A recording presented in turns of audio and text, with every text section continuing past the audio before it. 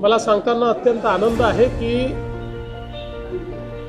महावितरण कंपनीच्या वतीनं 2025 ते 2030 असा 5 वर्षाचा long term tariff petition MERC मध्ये दाखल केली होती।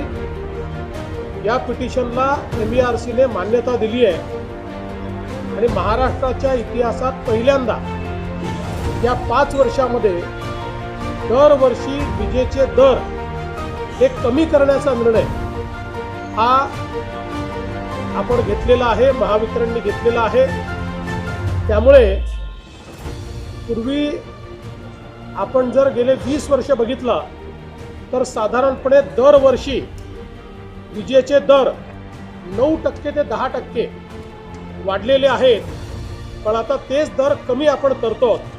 आपल्याला उदाहरण सांगायचं झालं तर औद्योगिक दर जे आहेत हे आजचा दर आहे 10 रुपये 88 पैसे आणि 5 वर्षात तो दर वाढायच्या ऐवजी 10 रुपये 88 पैशावरनं 9 रुपये 97 पैशापर्यंत खाली येणार आहे। हा जर गेल्या 20 वर्षाच्या दरवाढीचा कल बघितला तर 10 रुपये 88 पैशाचा 15 रुपये 77 पैसे व्हायला पाहिजे होता, तो 9 रुपये 97 पैसे होतोय। त्यामुळे आता उद्योगाला पुढच्या 5 वर्षामध्ये दर वाढ नाही तर दर कमी होणार अशा प्रकारची पिटिशन आता मान्य झालेली आहे।